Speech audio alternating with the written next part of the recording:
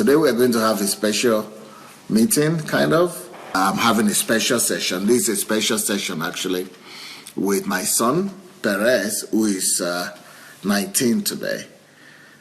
So there are some lessons that I think we could learn from his life, living with Pastor Sunday and Pastor Bosse for the past 19 years of his life.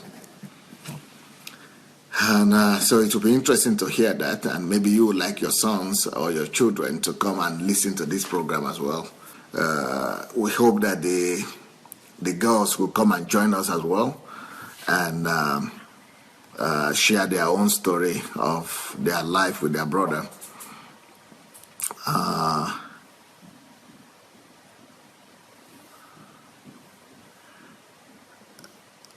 Evgeny Nikolaevich, Dom Rashdine Faresa, David Abbey, happy birthday to you, Perez Adelaja, Mas Thomas, happy birthday. Everybody is writing happy birthday. You have to go and read that yourself later on. Yeah, but for those people who have been following me for some time, I've also shared with you some of the principles in our family, and some of these principles is that we are not big on celebration and parties, only if we are doing a program, the church program, but Christmas, maybe the church sometimes does a birthday celebration for me and all that, but we ourselves as a family, we don't make that to be the focus of our life, the center of our life. So when the kids are having their birthdays, no, we don't make a big deal about it. We congratulate each other, have a good meal, pray together, and that's what we just do. So, and everybody do what they want to do that day, congratulate each other, but we are not big on gifts, buying gifts on Christmas, because we don't want the kids and their relationship with us to be based on gifts. Either you give them something or you don't give them something. So we don't want material things to be the value in the family, to be the highest value in the family, but we want the values of the values of the family to be things that are not necessarily physical or material, but values of love, values of respect, values of honor, values of self-development and all that, so that some of those things will be much more better appreciated. Those are the things that will last anyway. Of course, when they were smaller, they will always ask for some gift or the other, and we are always telling them, you pray to God. And if you pray to God, if God wants you to have it, He will talk to somebody. And it always happened that way. Somebody will always bring the gift to them, but not we necessarily. We only buy, in such cases, only when we need to buy something that will really be helpful for them, either for life or for school, then we could buy them. Or maybe they deserve something and we promise them that we will give them something as a present. But, for New Year, Christmas, Easter, and birthday, we are not big on. We could buy, we might not buy. Sometimes we could buy, sometimes we not buy, but it's not necessarily a rule of sorts. So let us, Perez, what do you think about such an attitude or such a value system in this family, whereby you don't necessarily get some special treatment or special celebration or kind of on birthdays, not just yours, for everybody. So is it true? Do you remember that? Maybe you don't even realize it. Or have you realized it, or you don't know that it's not that in other families it's always a bigger thing? What do you think? Well, yeah, I've grown up most of my life without having, as usual, parents gifting me things. Usually as a kid, I usually have other people come to my house, have a party, and all of them would bring me a gift. But from my parents, maybe unless it was a huge gift. I remember one year they gave, I think I was maybe 5 or 6, they gave me a cool car that I really wanted for a long time. So unless it's something really special like that, I don't remember any instances. And as a child, I didn't think about it too much because I was still receiving gifts from other people, so I was still content. But as I grew older, started to understand that, as I grew older and I started seeing more kids around me, because at every birthday they'd get one big gift from their parents, or every Christmas they'd also receive a gift. And the Christmas thing was really weird for me in general, that you get gifts just for somebody else's birthday. That was just completely new to me, because nobody gives anyone gifts here in our family on Christmas. And the birthday thing, it was understandable for me to understand why other kids got gifts from their parents, but I wasn't really like unhappy that I didn't receive anything from mine. And now that I'm 19 and I'm able to, like, I've been out in the world a bit, I realize that it's not even that big of a deal if you receive something or not for your birthday. Of course, as a kid, it's always good, like, sometimes to give them their wants so that just to build a relationship, but our relationship is still strong even though I didn't receive a gift every single year. But do you know the reason? Do you know the logic behind it? Now, as I said, as a kid, I didn't think about it much, but now I fully understand that it's just for our relationship to be built on greater things than materialistic gifts, because some kids only like rely on their parents for that. They just want to receiving gifts, receiving everything like that. But now with us, for me, I know my parents are more than that, that I can come to them for spiritual help, for emotional help. I don't only need them for temporary wants. And I think now I only understood that maybe 2-3 years ago when I was 16, 17, that, oh, this is why. And it didn't affect me personally a lot as a kid, but now, as I'm older, it's really been almost like self-revealing of this is how I grew up, and it's paid off. And okay, so what is it? What will you say are the values that are better? What are some of the invisible values, or some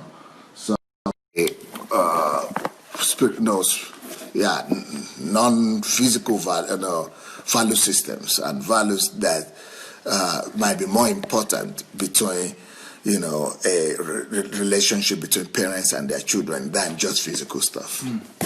Well, speaking of my personal case, I'd say trust is a huge thing, where you trust your parents enough that you don't even need to have them be gifting you something every year. Because if you think about it, maybe let's say if my parents gifted me a gift on my birthday every year until I was like 16, and then they abruptly stopped when I was 17, 18, 19, then I would have lost trust in my parents. I'd be wondering why they just stopped giving me, and they just stopped with the explanation. They'd say, oh, it's not important anymore. But they had been doing it for me every single year up until then, so I'd just be confused and lost, and I wouldn't have as much trust in my parents as I do now. And now, because I know that they can give it to me sometimes, they can give it to me not, I just trust them to do the better thing, and that's just complete trust to my parents. And there's also the values of kindness, knowing that it's more like because as a kid, my mom was always like, God will always reward you for doing the right thing, and we always got taught that it's always better to do the right thing even if it's harder than the wrong thing, because in the end God will still reward you. And that would carry on sometimes to birthdays, because if they give us a gift, they'll be like, remember when you did God's this reward, that's another value right there. God's reward is much more better than temporary physical reward, right? Yeah, God's reward, they always said, would triumph anything that our parents could give me. And that really like helped as a kid, especially, where kids, they'll only think about themselves, think about how to better themselves. That's another value right there. So it makes you not to be selfish. So this thinking about God and not being selfish, it was really huge in me growing up. And just the way I grew up, I didn't fully understand that it was just a value. It was just me growing up. But now, when I'm older, I'm thinking, oh, why do I always do good? Why do I always think about people? And I understand now it's because my parents, they taught me that way. And if they had just been giving me gifts every year, not telling me about God's reward is more important, about not only thinking about myself, then I would have grown up in like a spoiled child, because I'm sure my parents could get me anything I wanted. So I'd just be a spoiled child, and I'd be an adult now, 19, yet still fully relying on my parents for anything I wanted. Like, what's the point of a human who is only doing that? So right now, because I'm able to trust God and trust in His reward more than in my parents or any other person's reward, and now that I don't only think about myself, those two values came just because we didn't put a huge emphasis on birthdays and on Christmas. Okay. So what are some of the lessons that you would say you've learned over these 19 years of your life? What are some lessons that you would like to underline? The lessons that this years, the first 19 years of your life, what are the lessons they have taught you? Well, being at home, there's been a lot of lessons, and this is just to show that Dad doesn't only preach it to you guys during the History Makers training or when he does it live. He's been teaching us, me and my sisters, this ever since we were born, and we really try to implement them as much as we can. And just saying that I'm not perfect, I also make mistakes, but all these 19 life lessons that I've learned, I'm still learning more and more every day. So one of the most, I'd say, important ones that I've seen is about opportunities and about being prepared for opportunities. Dad has put a huge emphasis on grasping the moment, but not grasping the moment, but grasping the opportunity, because he's been able to show with his life how he's been able to catch opportunities daily in order to benefit himself further. How he was able to even move to Ukraine, get his job, how he was able to meet my mother. All of those came throughout different opportunities. And just there's some times in life where it's just obvious what happens to you, you can't deny anything. And just being able to take opportunities like this, where I've been able to go to law school earlier without having to take my bachelor's, where I've been able to take a gap year, learn from my dad, just all these silent opportunities, those all came because I was prepared, because another one of my dad likes to teach is self-development, all this self-development that I... Is that number 2? No, that's just like 1A. Okay. Yeah, self-development is part of your preparation, where if you try to prepare, you need to know what you're preparing for, what is your goal, and that comes from self-preparation, because if you will only be learning from your teacher, then you'll be on the same level as everybody else. There's no way you can be fully prepared for any full opportunity. And that's one of the huge things that I've learned, at least, or I'm still learning through my dad, because he's placed a huge emphasis on this. And I was able to find the quote about this by Bobby Unser, where it says, "Success is where preparation and opportunity meet." And I think that perfectly exemplifies my dad's life, how he's been able to come from Nigeria and become one of the most influential men on this earth. That's because he prepared and he took his opportunities, and that is where he was able to get his success. So how many lessons do you want to give to us today? How many lessons do you want to share with people? Since I'm turning 19, I thought it was only fit that I'd share 19 lessons, not one per every year I've been alive, but as a symbolic figure that 19 would work out the best. Just because I'm 19, I think it'd be fun. So you've given us one now. What Yes. are the others you would like One. to touch on? Number 2 is also about opportunities, but this one is about opportunities come to people who are always improving themselves higher and higher. And the first one was just being prepared, just always being alert for the opportunities. But this one is how these opportunities come, how do you find them, etc., etc. You find them just by always be looking at yourself, seeing in what areas can I improve. Because if, for example, you're a student and then you're thinking, how can I get some extracurricular activities? Then you join the theater, for example, for a summer job. And then out of there, you're able to go and get an internship at somewhere else. And that just comes by always improving yourself. You're thinking, how can I make myself better? Maybe drama, maybe a musical instrument, something to add to myself. And when you try to spread out, when you try to reach out more to just make yourself a better person, people and opportunities will naturally attract to you, and that just comes naturally. That's it's almost like a law of physics, where if you keep on improving yourself, you'll attract people. And somebody once told me that if you become needed by the world, you can become a citizen of any country, and that is a perfect example of how this completely works. Okay. And a quote I have for this point is by Tony Robbins, where it says, "For change any true value, you've got to be lasting."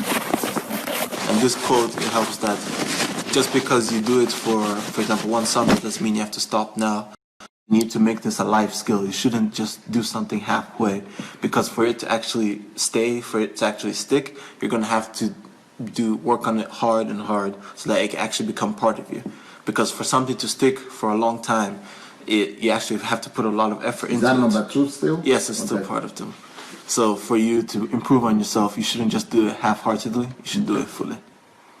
Okay. Any other lesson? Yeah, we'll have Three. all You 19. have 19. Yeah. Yeah. Should I be going? Should Yeah. I do all of them? Going, yeah. All right. Finish then. All right, number 3, and this one is also a huge one by my parents, is that we were basically put on this earth to solve other people's problems, where this is taught both by my mom and my dad. If you have ever met them, if you know any of them, you know that they love to help people. Yeah. And I can definitely say that I lives picked are up totally about helping other people. Like the whole reason they're in Ukraine right now and haven't moved on to any other countries because they just can't not help anyone else. Cannot stop helping. Yeah, cannot stop helping people.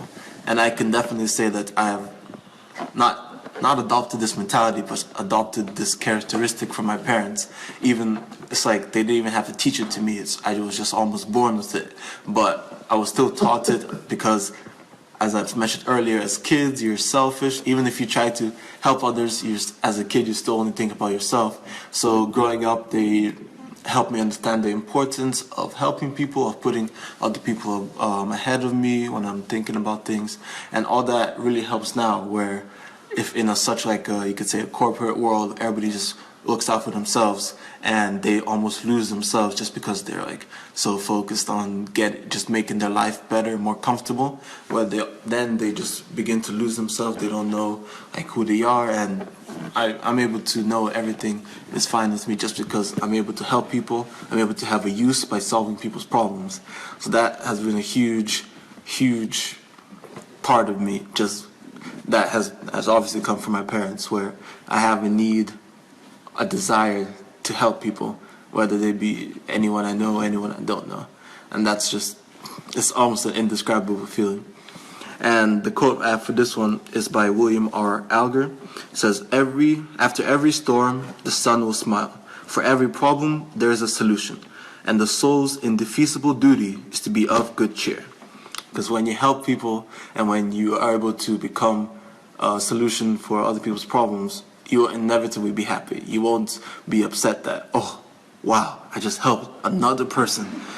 Of course not. You'll be cheerful, you'll be happy, you would have found your joy. There's no way that you would be upset after that. Then my 4th point is about focus and discipline, that they are your best friends. This one, even though I've been taught it my whole life, it's one where I've really been able to incorporate it more later in my life. Because as a child, of course, it's good to be disciplined, it's good to be focused, and that all comes as a child. But all that is really tested and proven when you are in your high school years and university years. Those, at least since in my only 19, I'm still young, there are obviously still harder challenges ahead of me.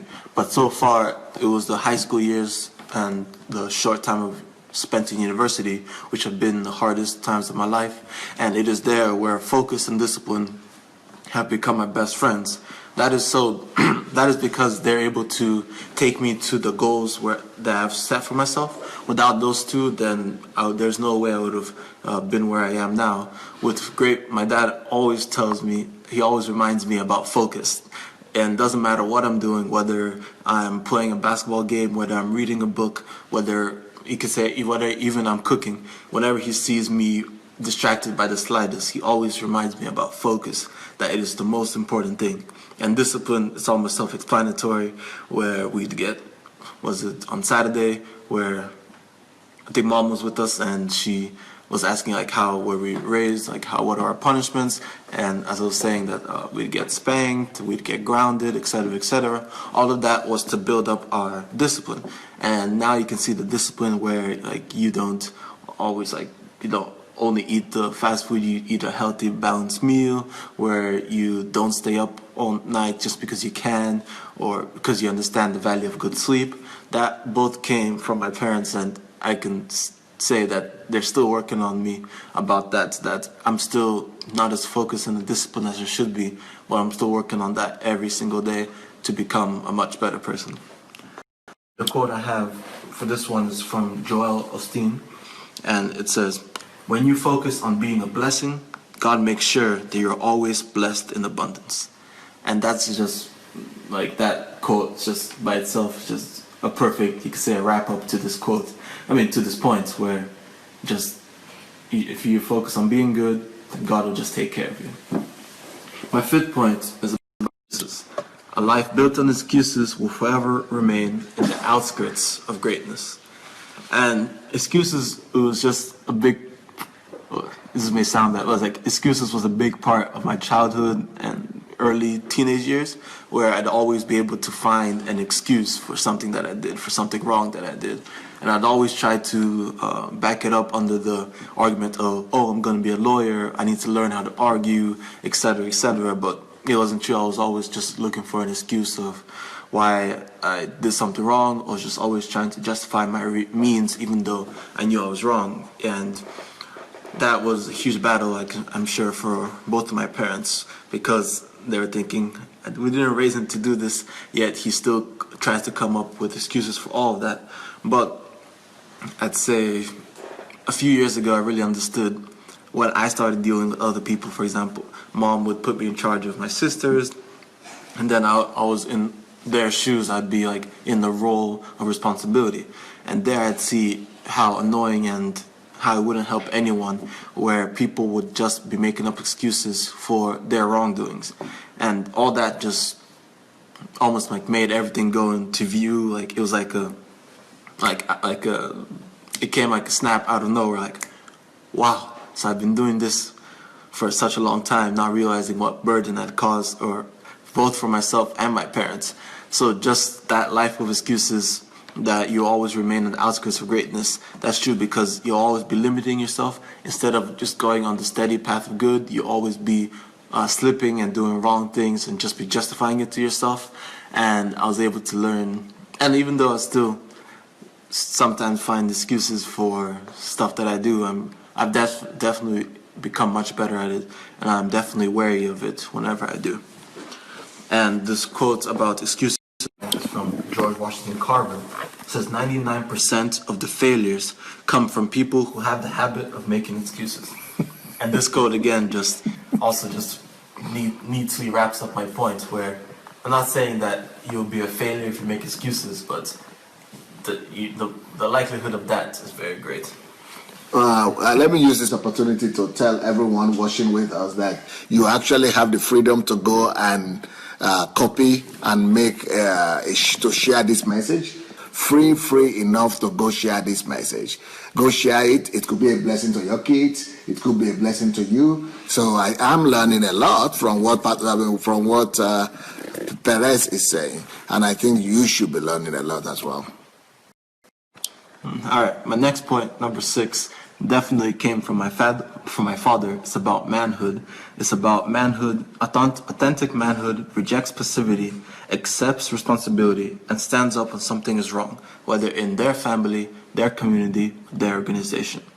And of course, since my father is such a great man, he has to lead by example, and I can definitely say that he's been an excellent father to me and both of my sisters, where he always puts his family first ahead of his work, where he's said it multiple times that the priority in his life are God, then family, then the ministry or the church or anything like that. So I always felt always loved by my dad, and I could confirm that. Even though it may seem like he's always busy, he's always maybe doing another live or doing another history makers training, I can guarantee that he does spend enough time with his family. And just this, since I am the only boy in the family, I am the only boy out of the kids, so all the manhood, you could say, rests on me to carry the family name, and I'm also the firstborn, so you could say that puts lots of pressure. But when you are raised right, then there isn't really much pressure. So I was taught from an early age, you are the boy of the house, you have to take care of your sisters, you have to take care of the woman in the house, you take responsibility for what happens.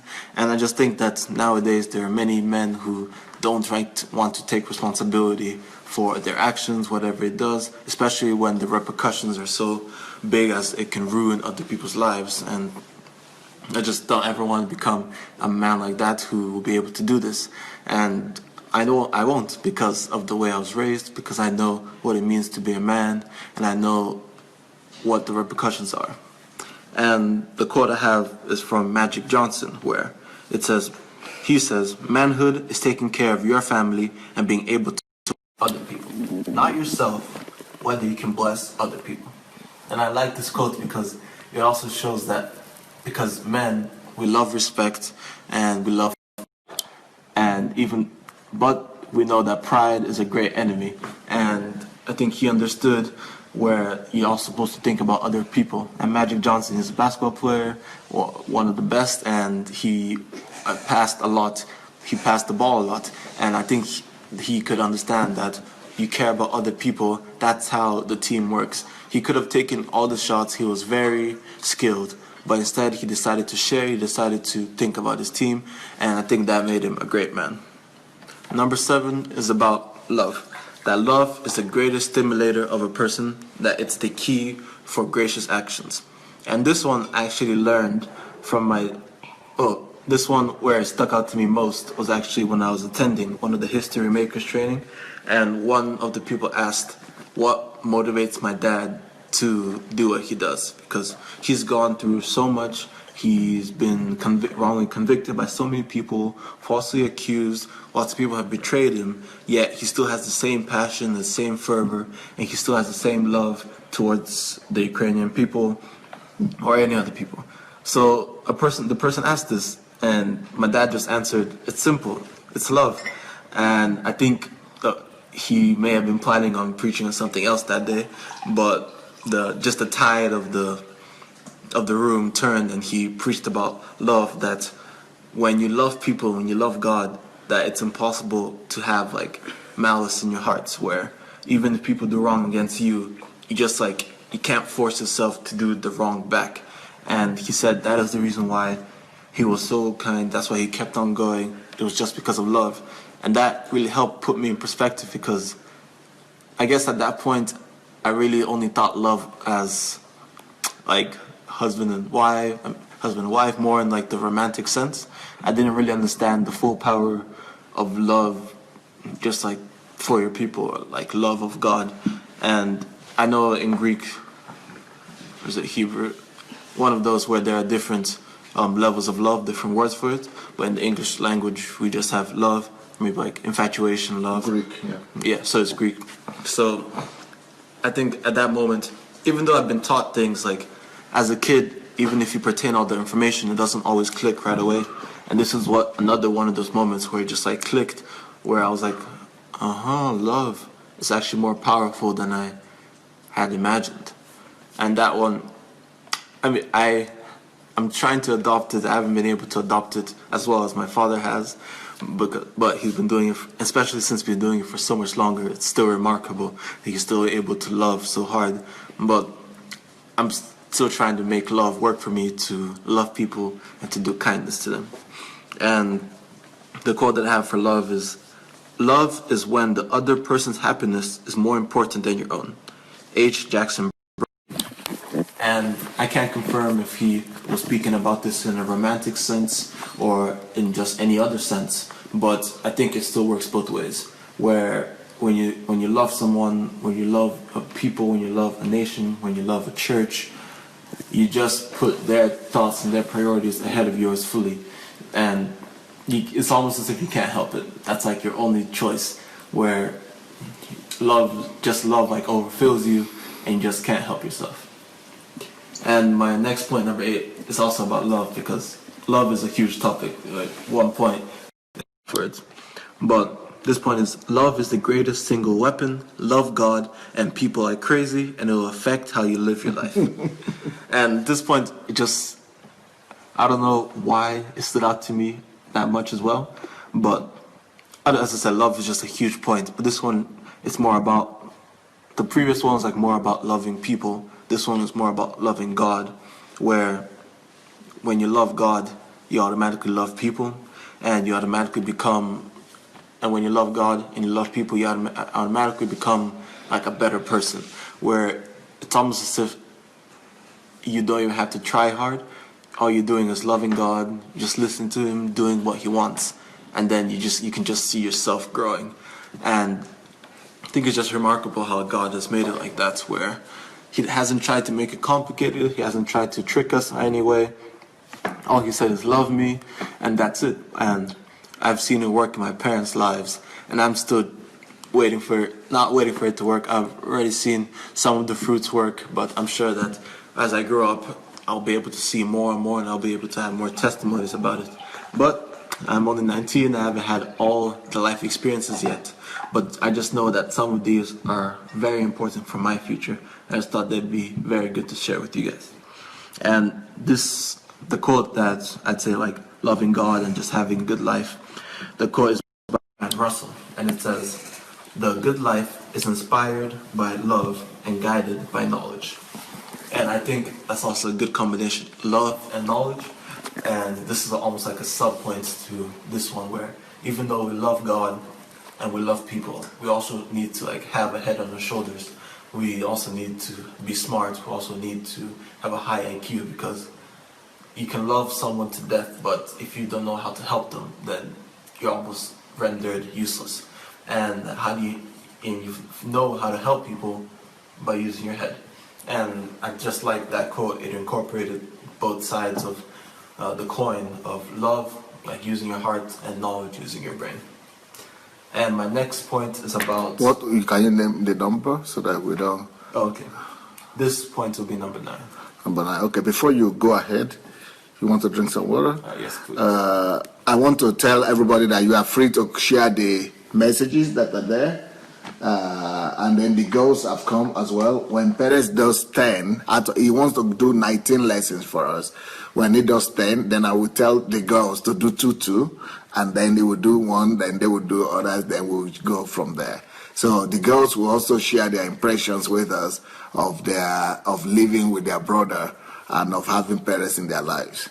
But before then, let's hear, this will be number 9 now. Yes. Okay, let's hear number 9, number 10, then from there we'll go to the girls. And my number 9 point is all about choices. That our lives are the sum of the choices we make.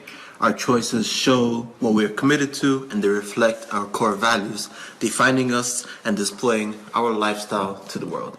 And this one, if you think about it, it's almost self-explanatory. You are defined by the choices you make. If you choose to go to church on Sunday or sleep in on Sunday, that shows what type of person you are. If you decide to stay up studying for your exam tomorrow, or you give up and just go to bed and you know you're not prepared, that shows what type of person you are. And in the end of the day, wherever you decide, it is just because of your choices. And it's not like a whole thing where your life is already decided for you and you just have no fate. No, I believe where you have your choices, and the way you make your choices is where you're going to end up eventually in your future. And I try to live by that, where I always try to make the better, bigger choice, because at the end of the day, I don't know where it's going to lead me. It's almost like a butterfly effect.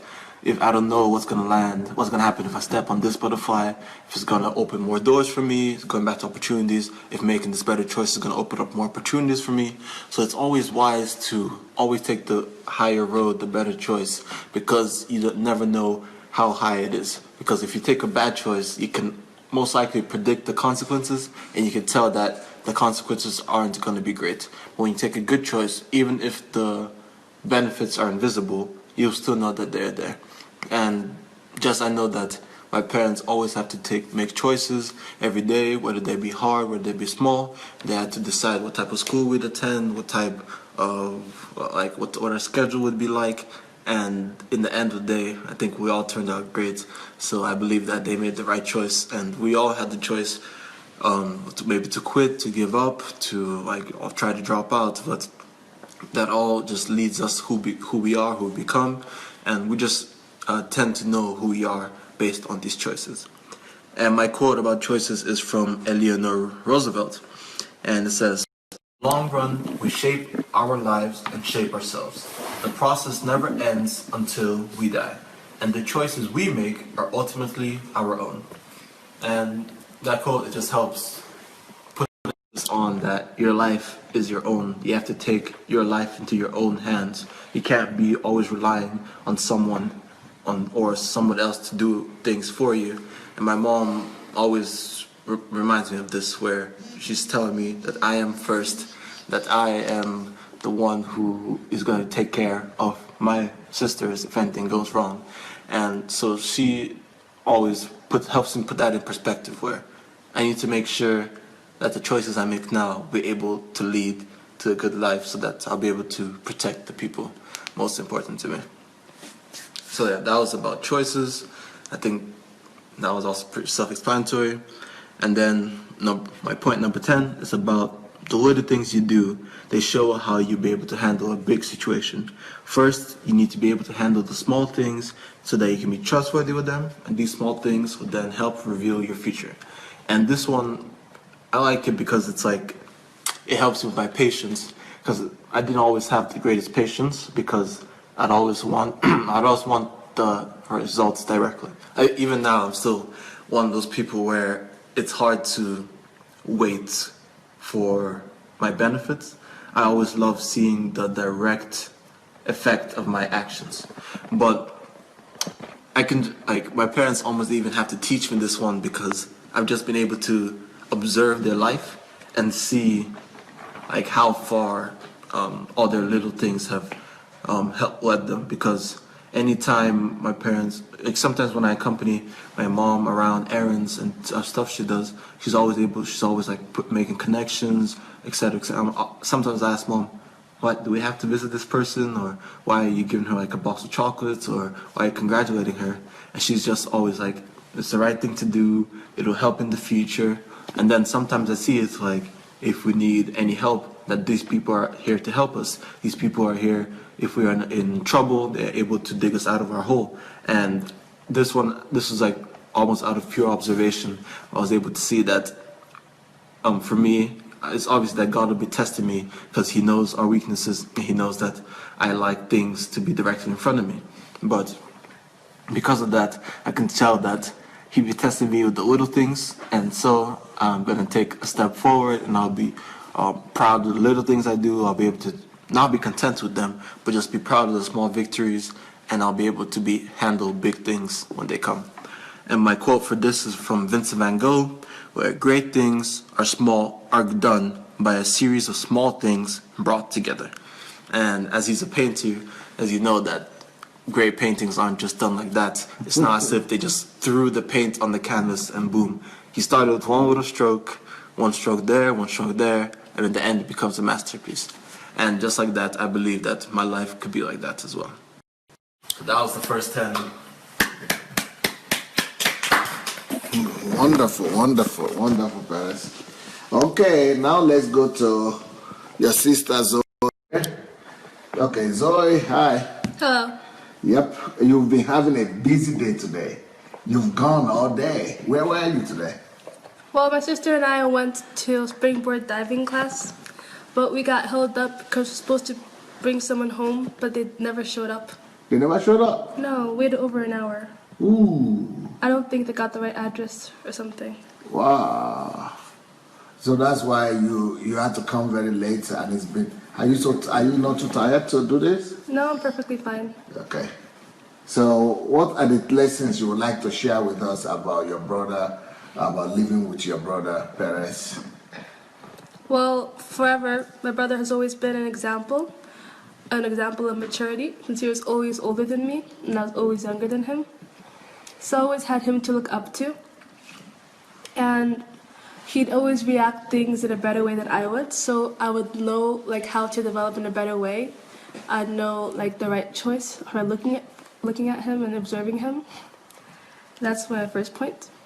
Yeah, just explain. Is that okay? Is that all the explanation you want for that? You don't want to? Okay. Yeah, the second one ties into it. Okay.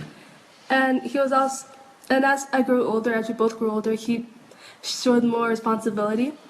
I think I will just, since you are going to go fast, then I will just let you go and speak, more than two, if you want. Okay.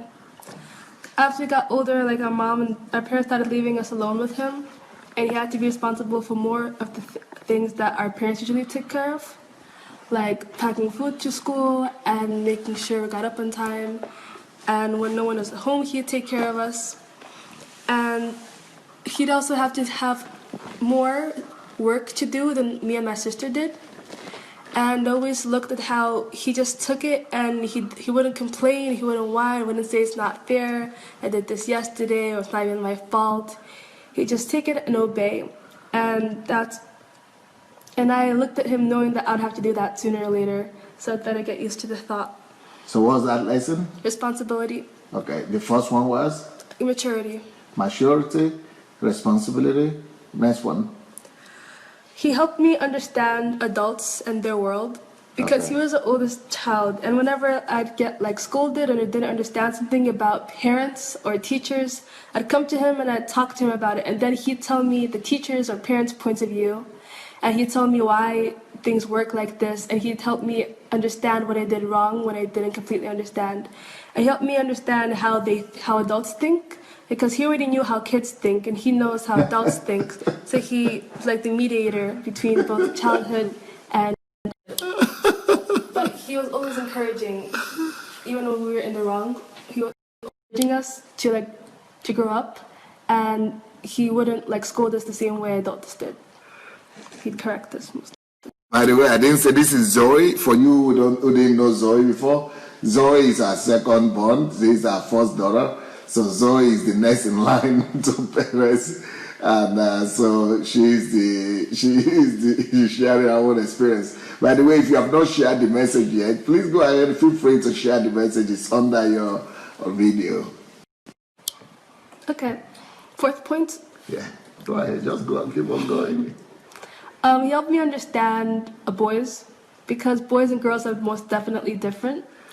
For example, I like to talk a lot and ask a lot of questions. I can be pretty clingy. While Paris likes to be a little, like, he needs his privacy and he needs his time alone. And like a lot of things that I see in Paris, I see like in a lot of guys, like my classmates or friends from other places.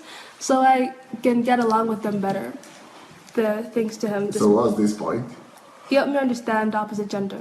Okay. Just helps me understand. Yeah. Okay. Boys and male. He's a good listener because, like I said, I like to talk a lot. Is that the next point? Yes, next point. Okay. Mention the numbers so that we will know. This is my fifth point. Okay. He's a good listener because, like I said, I come to him with my problems when I didn't understand adults, and I like to talk a lot and ask a lot of questions.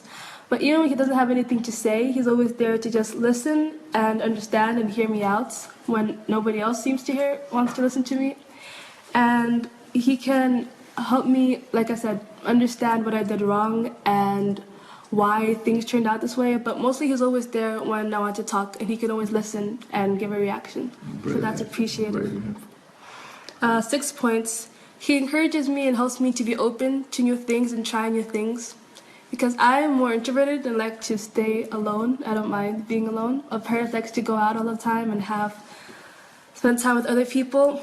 And so he always encourages me and advises me to try new things that I wouldn't usually do. Or things that I'm not sure if I should try or not. He always told me to try it and just do it, like Nick says. And it helps me to branch out more and develop more.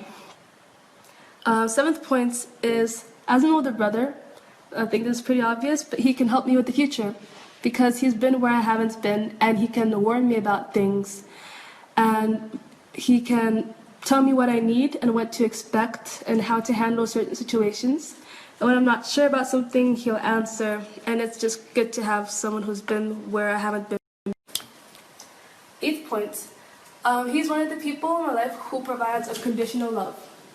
And it's good to have... Because I'm learning from this. I never heard these things before. So for me, it's also very interesting. Hello, everybody. I'm also learning together with you. I've never heard these lessons from parents before, and I've never heard these lessons from Zoe before. So, it's exciting for me as well. So I think I'm going to save this video for myself too. So, what's that next one? The 8th point, he provides unconditional love. One of the people in my lives who provides that. Because When my brother and I, we fight sometimes, and we hurt each other sometimes, but we always, When you were younger, especially. yeah, we were like made mistakes, we were responsible, but over time, we always knew that we'd get along, that wouldn't break our relationship. We just needed some time to like steam off, and then we talk to each other like nothing happened. Because we're siblings, and we're thankfully the good siblings that won't kill each other for power.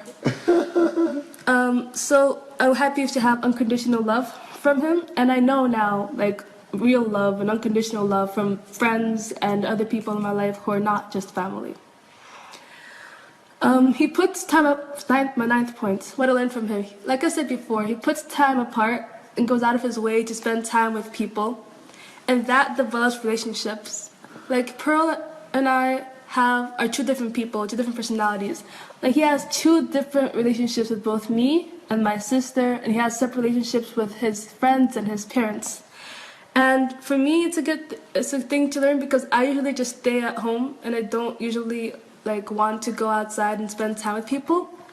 But spending time with people, regardless of what you're doing, builds relationships and it strengthens them. And that's one important thing I learned from him.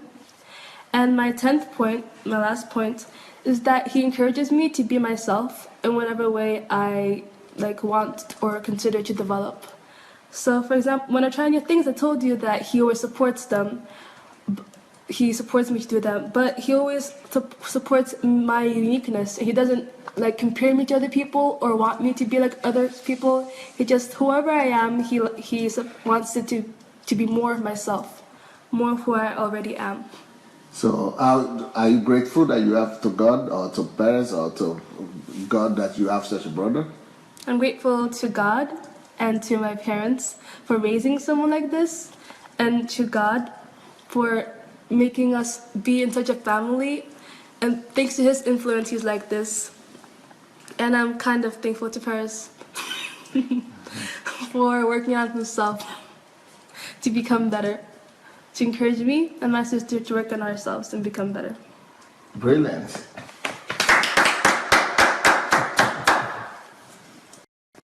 Now, can you move this way more? Yeah, everybody, you too, sorry.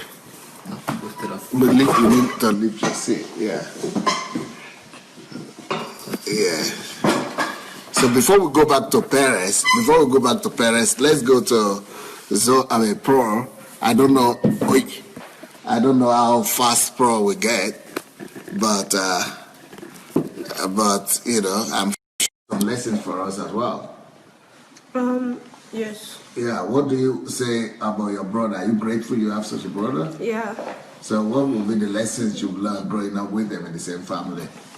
Okay, one of the first lessons that I have is that Paris enforced the principle of work before play, and how he did that is that he helped develop my discipline by watching over me and keeping me in check when my parents or my teachers or other people couldn't. So like after school, where like nobody could like really control what I did, and I had like lots of distractions, my brother would like always remind me to do my homework. My brother would always remind me to do my homework, and like even like take away my technology from me and stuff like that, just to help me, you know, have my priorities straight and be disciplined. And that did influence me, and that did help me to become more disciplined. Yes. And so one of the first lessons that Paris, you know, helped nail into me, because my parents repeated this a lot, but Paris like helped them, was that work comes before play. Good. You mentioned the numbers so that we'll know what we... Okay. And is that number 2? That's, yeah, number 2, I'm saying it. Say it now.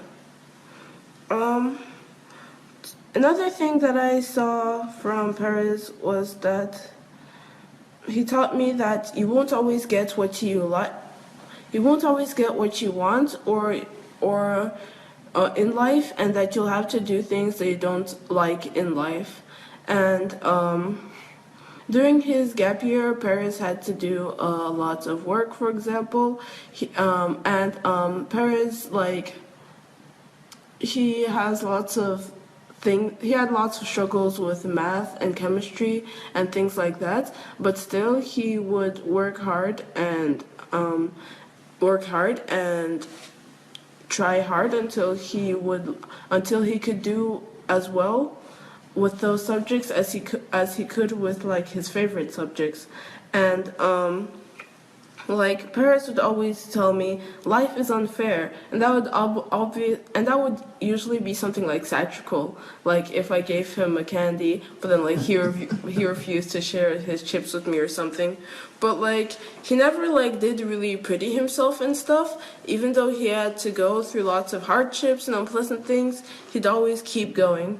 And from that I get my third point: they should be diligent and not lazy, but also that you should aim for the top, because during his gap year he'd always work like each night to like 2 or 3, and also that he tried really hard. He even did more than he needed to do, and he like just passed his exams with flying colors and got accepted into many universities and into prestigious universities. And it was great because if he had been lazy, if he had been just a bit lazier, then there would be so many complications caused when he tried to get into university. And also, he already mentioned this, but he said that focus and discipline will be your best friends, because like I have problems with that, but Paris was warning me because he's in university now, and it's a lot harder than just the 9th grade that I'm in. And so he keeps reminding me that focus and discipline will be my best friends. And the reason I put that down, even though it's kind of a short point, is like one thing about Paris is that he's very earnest and he's very sincere, and I think that's a really good way to get to people's hearts. Because like, for example, my mood changes very easily. It fluctuates all over the place, and like if I'm tired or if I just find some person not nice to talk to, then I'll just like speak to them kind of like with a low voice or something, and with like disinterested expression. But like Paris is always kind to everyone, and you can just always see that this kindness isn't fake at all, and that he really does love people. Because like I like to close off other opinions, like even my parents sometimes, because I think that they're adults and they have such a different life from me. They don't understand me. But like Paris, he does understand me, and I know exactly the type of life that Paris lives. So like when he tells me these things, then I can take them to heart, because I can tell that he is speaking from his heart, and he's not just trying to like get me to do something for his sake. No, he is very open, and he's just very honest, and that's a very good quality. Because many people like to deceive others, but you should be honest. Also, you should stick to your values. Mention your numbers. Okay. That's what number now? That's number 5. Okay. Mention. Also, it's important to stick to your values, because there's many things in this world that are at odds with what we are taught, and I've seen Paris like go through many like times where his faith was tested, but like he would always go to Daddy to get his advice, or like always like try to make the choice based on what he's been taught. And he really taught me that you have to stick to your values and not abandon what you've been taught. And like proof of that is that when he was in Africa, when he was in a secular school, that his relationship with God strengthened and things like that. And also Paris taught me that it's important to take opportunities. Paris would always take opportunities, and even when things failed, he would try to make the best out of it. And like one example that I liked was that Paris is like very popular in school. He's like a friend to everyone, and one of the ways that he got that way was that how he got so connected to everyone is that when people started talking online, he just took the opportunity to start connecting with all his classmates, and so then he was able to talk with everyone so much easier, and he was able to get closer to everyone. And so we have so many resources at our disposition in this modern world, and I think that we should take all opportunities because it will really decide our future, how many opportunities we take and how we use what God has given to us. Is that all? You have. Yes. Okay, go ahead. What's the number now? 8. Number 8. Okay, go ahead. Okay, so my 8th point is that it is important to think ahead and manage your time. So, of course, Paris is a university student now, and in high school, he had many things to do. You have to think of his sports, of his school, of any appointments he had. Also, he would teach other people English and stuff.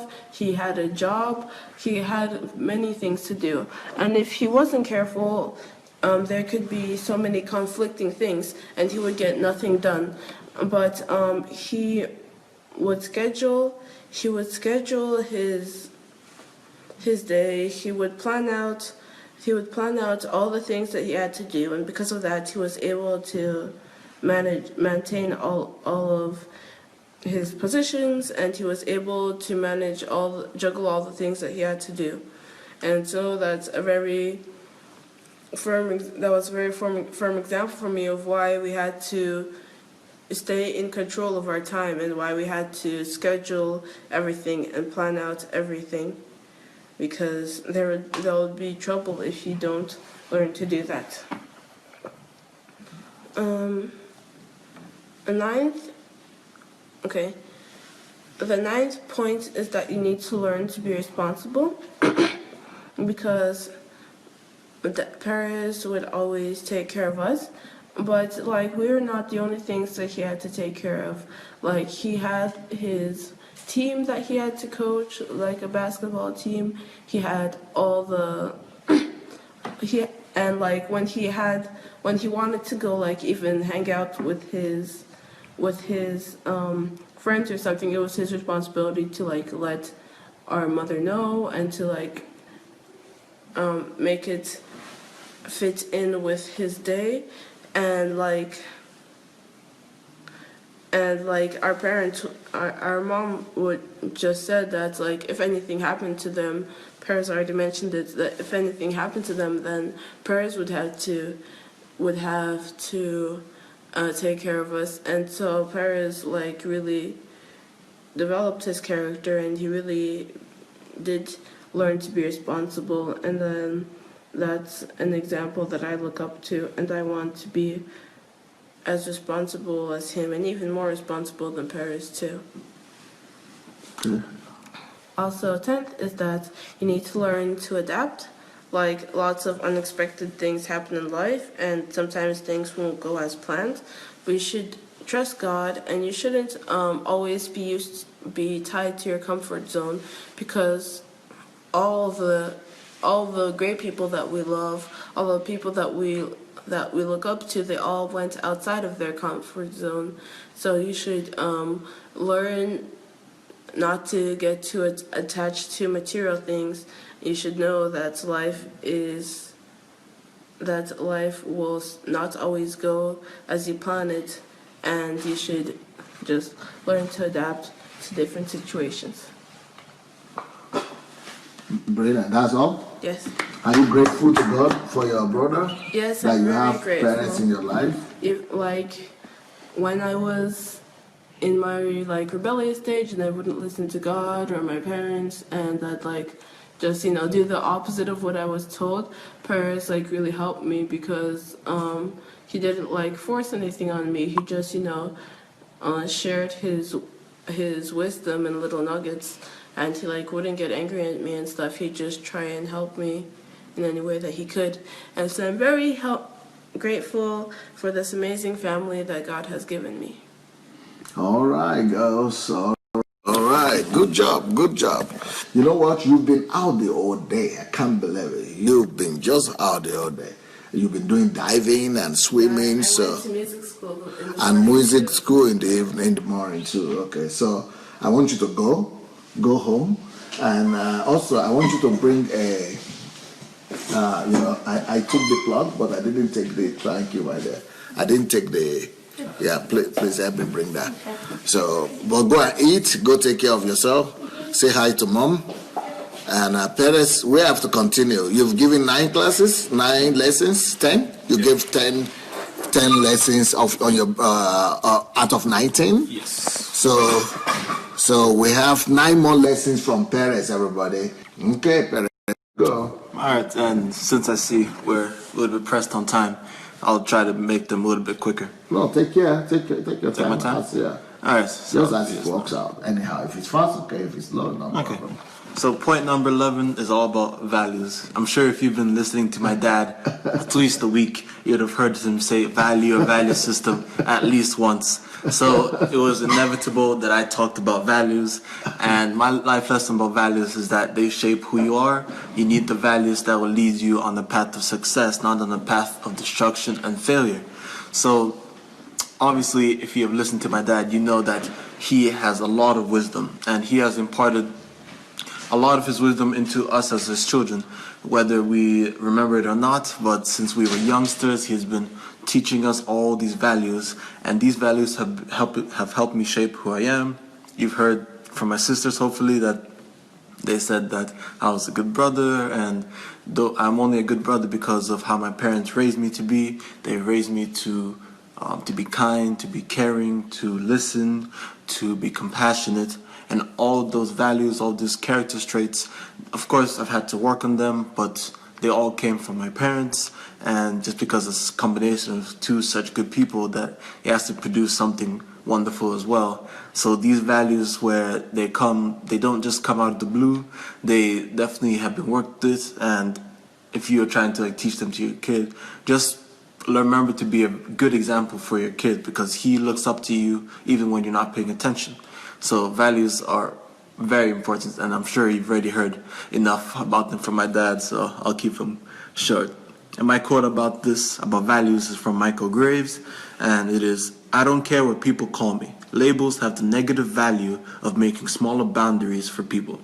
And I chose this quote also just to talk about the negative values that they're all around you. Like, you can't just even go out on the streets without seeing evil and just wickedness around you.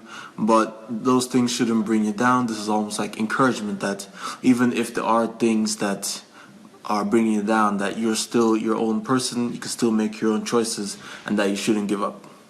And my 12th point, life works by fixed, predictable principles, which is why life is predictable. This is definitely one of my dad's most popular teachings, where he talks about, because it is one that is very original, he talks about that life is predictable. And it has a little bit of controversy, because some people say, well, if life is predictable, what's so interesting about life? And isn't life just boring if you can predict? Well, life is predictable just because it follows certain formulas. It's like a math formula. If A equals B, if A plus B, then A equals C. It's almost like that. So this predictability of life, it's just been almost passed on to me just from my dad, where I've learned that when you do certain things, when you place a certain amount of effort into something, that some things are just bound to happen. And you can tell that my dad has definitely figured this out because of all the good he's been able to do in the past years that he's been alive, in the past 30 years that he's been in Ukraine. He's been able to use his system to make life work out for him. And even when things that are unexplainable and not unpredicted, but unexplainable and that you didn't expect, such as the court case that has plagued my dad for the past 8 years. Even when they come, his life growth didn't stop, his fervor didn't stop, he was still huge, and so life being predictable, it's inevitable in our family just because we've been taught it since we were born. And this quote, it's about luck, but I thought if I would put the words life instead of it, that it'd work really well. So this quote is by Brian Tracy. I found that life is quite predictable. If you want life, take more chances. Be more active, show up more often. And this just shows that complacency is never the way to go, where if you want to have a good life, if you want to have an exciting life, you can still have it even if it is predictable. You just need to make sure you take the right turns and make the right steps. And then point number 13 is all about time. Control your time, fight for your time, be in charge of your time. And we talked about it a few days ago about having schedules, being able to be productive, to be efficient with your time.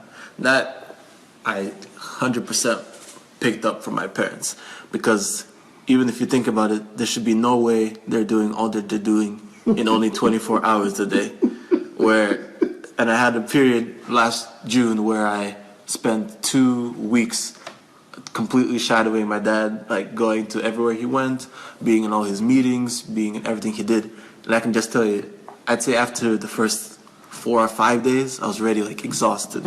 I felt like I wasn't getting enough sleep. I felt like I was using my brain 24/7. I felt like even though we weren't like doing like that much physical work, that my body was still like tired and like my bones were aching.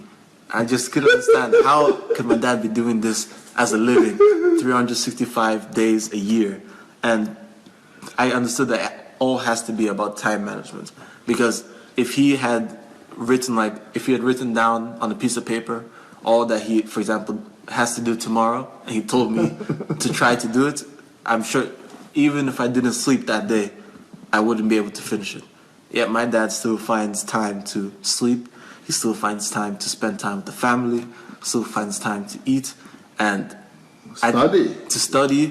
As I mentioned earlier, the self-development, he doesn't only teach that, he practices that more than most people I know. And as I said, it's still almost unbelievable up to this point how he's been able to do it. But I've definitely learned my lesson from that.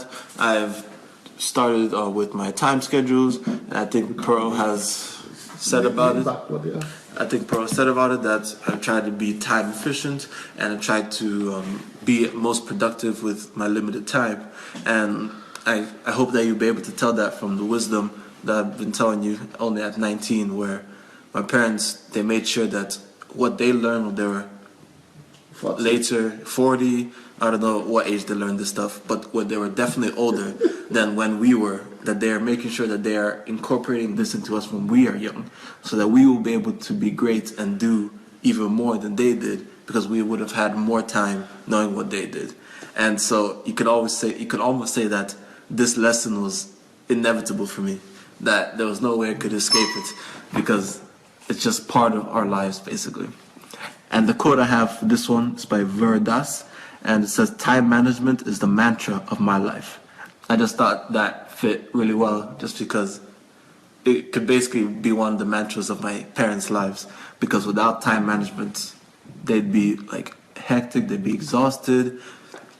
But as you see, my dad always has a smile on his face when he does the lives with you, and my mom, she always finds time to speak with you. So you could just tell from both my parents that time management is very important, and it works for sure. Yes. Sorry, what number? I'll start again. Point 14 is about what determines whether you go to heaven or to hell, and that is your relationship with Christ. And this is definitely one of the things that my parents tried to preach, that makes us like stand out more than every other church or any other ministry. Not ministry, any other like church branch, where our focus is not on attracting people to the church. It's about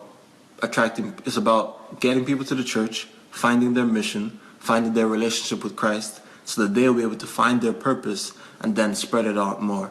And you could think like, well, what's the point of having a church if everybody just leaves? But in our church, it still works for us great, where we have lots of people coming in, coming out, yet the atmosphere remains the same. And I think it's just wonderful that it's about time that we've been emphasizing this, because you could say that Christianity, even if it is the most popular religion right now, like how much percent of that do you really think are true believers in Christ? Like if the rapture happened right now, how many Christians would still remain on this earth? So I think it's wonderful that my church is spreading it, which is obviously led by my parents. And of course, I practice this definitely. I always work on my relationship with Christ. And I was lucky that my school understood it as well, because they helped us with that a lot as well. And just that combination of school and church and my parents just makes my relationship with Christ wonderful, even though I've struggled and I probably will struggle, just because life is never smooth. I just know that that is the key to getting to heaven, your relationship with Christ. And my quote for this is from Joyce Meyer. It says, "When we enter into a personal relationship with Jesus Christ, something wonderful happens. God begins to change our desires, and we want to be more like Him." And I just chose this quote because it's just like the start. It's just because that is just like 1% of what happens in a personal relationship with Christ. There's so much more than Him like not controlling the desires, but us being more like Him. There's just so much more, and that you get to experience it all if you have a relationship with Christ, and you all know what I'm talking about if you do. Point number 15. We renew our minds through the pain we go through, and also by the new information we gain through new experiences. And this has definitely been a point that my parents have taught me through childhood about pain and learning from your mistakes, where pain, they didn't put it out as like an awful thing, where sometimes as parents they can be overprotective. They'll be like, they never want their child to be hurt in any way. But my parents, of course, they cared for us. They didn't want us to get hurt, but they would use every time we messed up, every time we got hurt, as a lesson to teach us. Where, for example, if we touch the stove, the classic example of touching the stove when it's hot, well, you're in pain, your finger hurts, and you know why? Because now you shouldn't touch the stove. Some people, they just maybe yell at their kids like, don't touch the stove when it's hot, or be like, oh, look what you've done, it's all your fault, for example. Our parents, they took care of us and they explained why, and they did this for every fact. And I just think it's essential for people to grow up with this, because now the mentality I have now is that when I'm going through some pain or when I'm going through a tough time, that I'm just waiting to find out what the lesson I can get from it.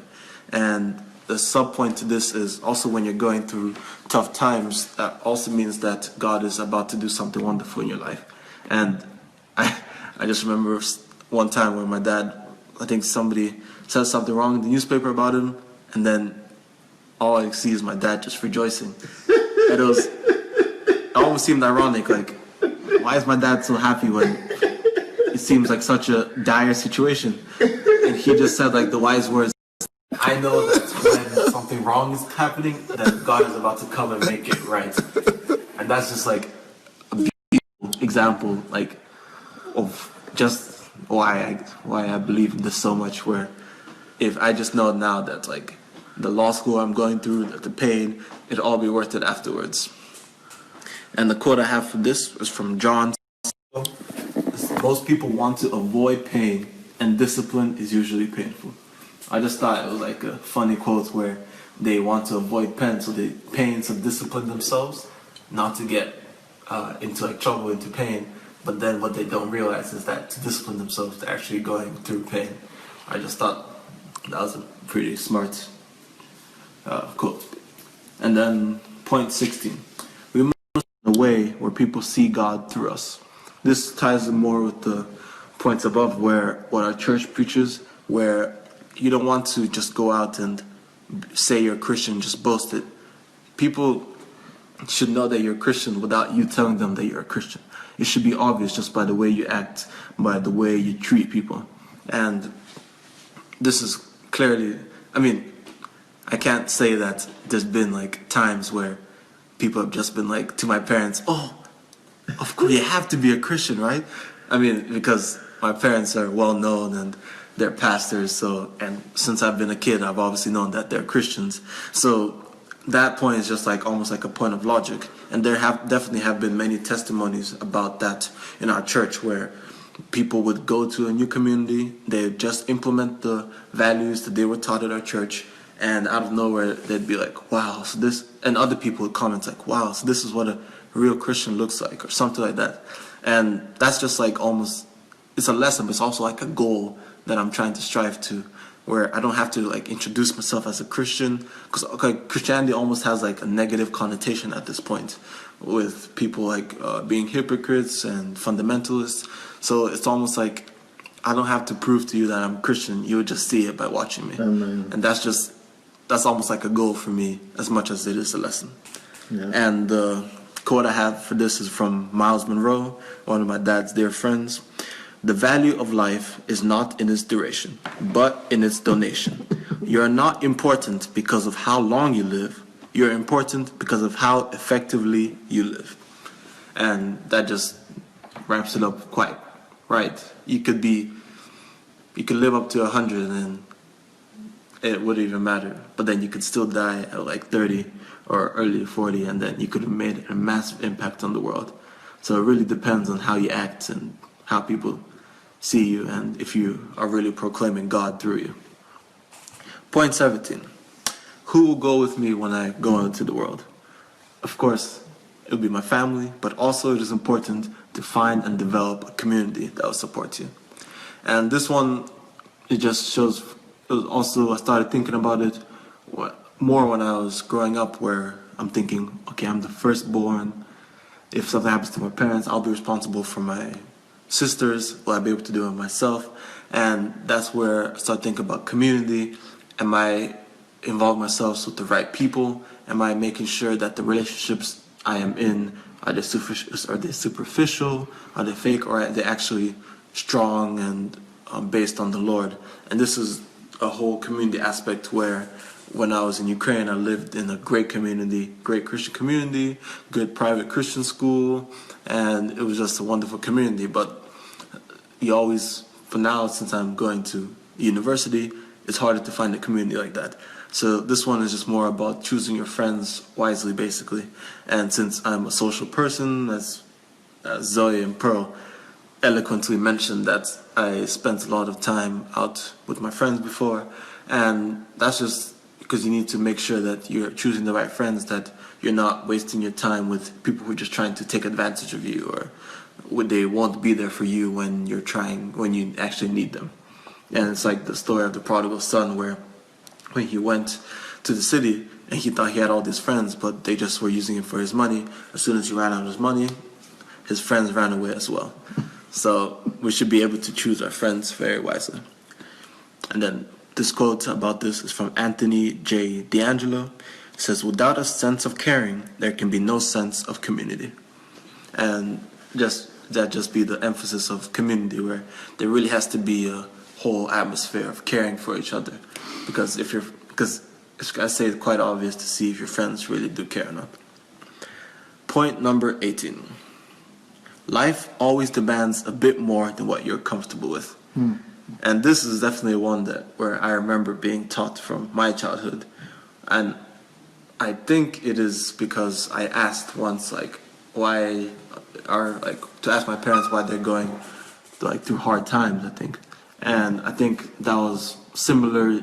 I can't really recall the experience right away, but what I'm assuming is that they said something along the lines of life isn't as comfortable. Life always demands more than you're comfortable with, that you should always step out of your comfort zone.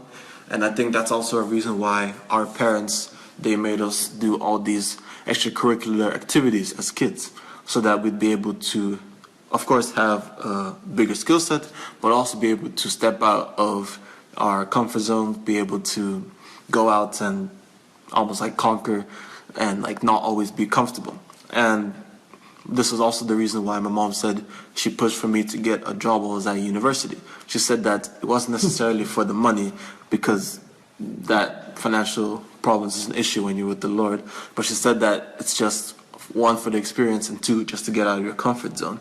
And even though it's not always nice to be waking up early every Saturday to go to work, it's still a great opportunity, still a great experience for me. And I understand, as I said earlier, that when I know that I'm going through a tough time, I know that God's right around the corner. And it's almost the same here, where I know that every time I step out of my comfort zone, that I'll be able to get good things out of it. And I know that even if my comfort zone is very comfortable, it's only temporary, where when I grow up and when I made those hard times getting out of the comfort zone, they will be worth it. My quote from this is from Jim Rohn, and it says, "We must all suffer one of two things: the pain of discipline or the pain of regret or disappointment." And that is like a perfect quote for this, where it's either you stay in your comfort zone, and years later you still suffer with pain or disappointment, or you get out now, you go through the suffering of getting out, pain of discipline, and then many years later it'll all be worth it. And point number 19, my last point: great future attracts greater distractions. The greater your future is, the greater your opposition will be. And this one, you should automatically know that that's straight from my parents, where that's also one where I've observed and one that's been taught to me, where, because if I'm asking at a young age, why are my parents going through such hard times, you could already imagine what was going on. If a kid could even notice how hard the devil was trying to oppress my parents. And all this is just, and this one seems so self-explanatory, that the devil will do anything in his power to stop you if he knows that you're doing a great future, if you're going to have a great future. He can see it, basically, if you're climbing up the ranks, and he will throw out anything at you, whether it be temptations, whether it be some persecution, some grief. He'll try to throw out anything at you to stop you. But you always need to remember, the harder your life is, God is right around the corner. And that's just, as I said, and the greater the reward. And this is, as I said, I'm 19 and my parents have been with me the whole time. So I can't say compared to other people that I've been through like such huge persecutions. But I know that I will in the future. And these life lessons, even though not all of them have applied to me a lot yet, I still need to know them, inside out for my future, because I know that they will become very applicable for me, especially if I am like father, like son. And my final quote for all this: successful people maintain a positive focus in life, no matter what is going around them. They stay focused on their past successes rather than their past failures, and on the next action steps they need to take them to get closer to the fulfillment of their goals rather than all the other distractions that life presents to them. By Jack Canfield. So those were the 19, I said, not only 19, but the 19 most important points that I picked out that I thought I'd share with you guys. Then this is just showing that my parents, even though they do spend a lot of time working for God, they spent even more time with the family. They've implanted all these into me, and I know that with these, I'm going to have a great future. Thank you all for listening to me. God bless you all.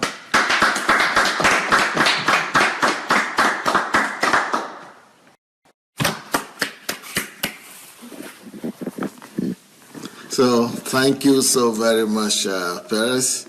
Good job. Because I'm hearing all these lessons for the first time from Perez and from the girls. And so, Perez, happy birthday to you. What did you do today on your birthday? Today? It might be interesting for people to know. This morning I played some basketball just because of trying to stay in shape. So I went and played some basketball, came home, I prepared a bit, did some self-development. Then I was waiting for my sisters. We were supposed to have dinner, but they came a little bit late. So I was preparing, setting the table, preparing like cups, the dishes, and then I read some as well.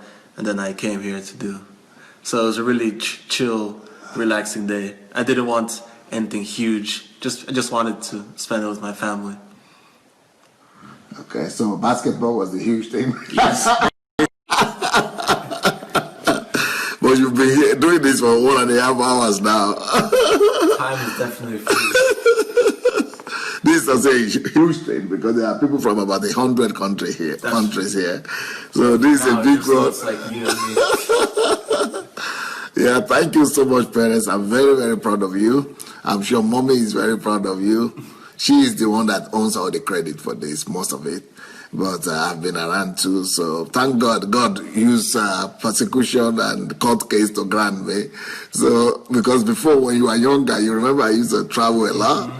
But it's like everything works out for good. I've been around for the past 8 years, not going out of Ukraine. And those are the 8 most critical years of your life, and I've been around. So that's beautiful. So when God is doing good, we think he's doing evil, but he is wise. So I'm glad that God accepts you and that you are doing God proud. You are doing us proud, but most importantly, you've got to do your generation proud. And let's, it doesn't make any, it doesn't make any difference if your generation will not change and if they will not imbibe these values. So it's not just about you having the value system. It's about getting your generation, imposing these values upon your generation and compelling them to live right. That's what makes the difference. Copying it to yourself and just being the only nice one doesn't benefit anybody else. That's, again, being egocentric. Yeah, and selfish. But designing and coming forth with ideas and technology and ways to bring them out there and really compel people to change their lifestyle through wisdom without them being pushed or something, but just getting the message is one of the greatest things you could do for you, not just your friends, but for your generation.